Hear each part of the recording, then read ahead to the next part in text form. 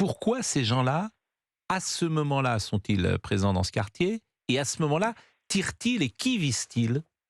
En fait, c'est comme a dit le ministre, notre ministre l'a dit clairement, en fait, il y a une restructuration des réseaux. La police de terrain fait son travail. Oui, mais La qu'est-ce police qui, de pour que terrain, je comprenne, c'est... paraît-il, dans ce c'est- territoire, dans cette cité, il n'y avait jamais de tir, il n'y a jamais de Non, règlement de compte. non, Donc, non, qu'est-ce qui fait, qui vise-t-il? C'est ça que je n'ai pas en, saisi.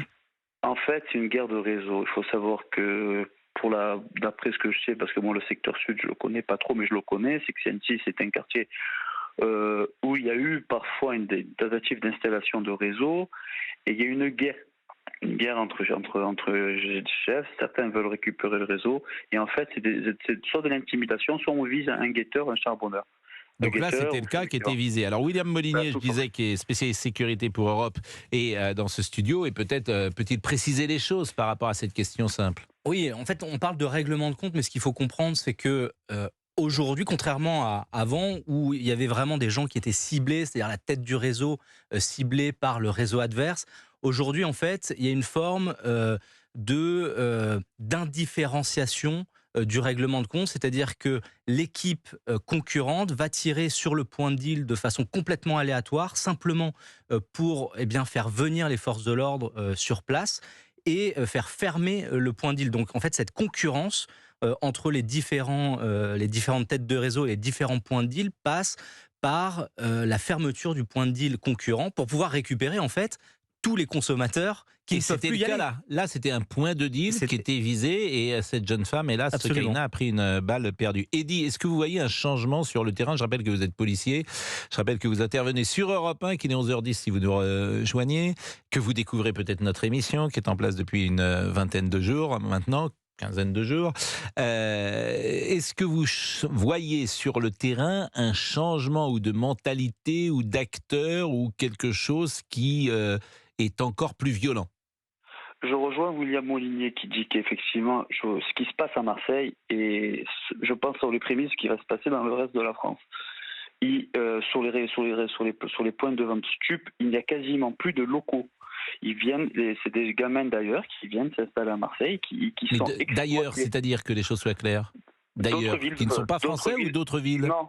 Alors d'autres villes de France et certains clandestins aussi, je vous le dis, hein, certains sans-papiers viennent travailler sur les points de vente. Je vous donne un exemple, moi qui m'a pas bouleversé, mais j'ai été choqué.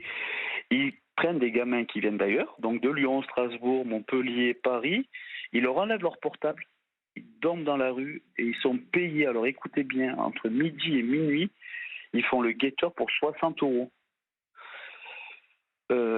Et je vous le dis, je dis aux gamins, mais remonte chez toi, rentre chez tes parents. Ils me disent c'est impossible, ils m'ont pris mon portable, ils m'imposent à dormir sur un canapé sur le point pour surveiller le point jour et nuit. Je sais pas où on Ça va. n'existait pas, par exemple, il y a 5 ans.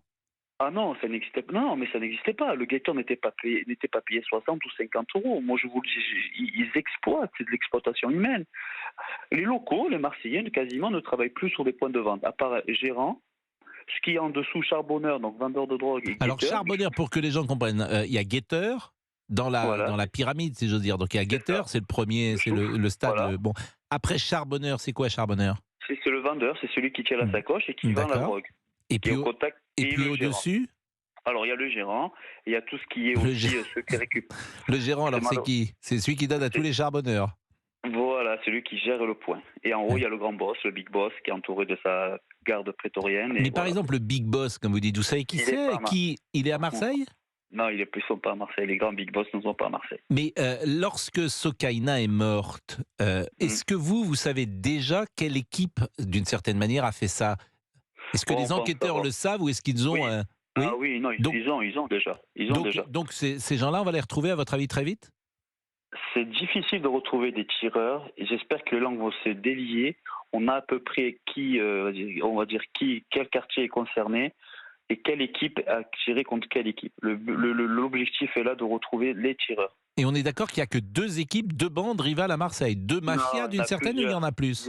Il y en a plusieurs. Il y en a plusieurs. Mais Il y a des quartiers. combien de Ah, mafias se battent entre elles pour récupérer des territoires? alors, il y a les deux plus grandes mafias que vous avez, les deux plus grandes équipes que vous avez attendues, la DZ Mafia et la Yoda, Ouais.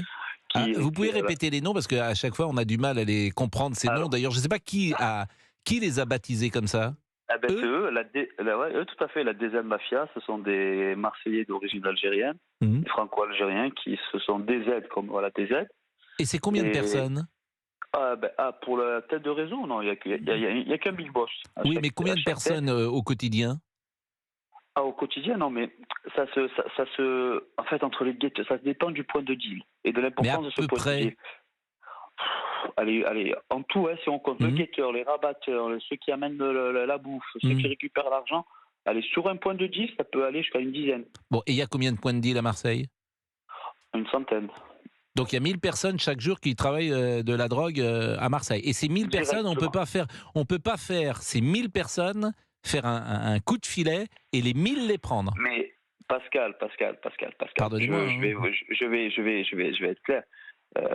Quand on attrape un vendeur de drogue, un charbonneur, Mhm. donc on l'attrape.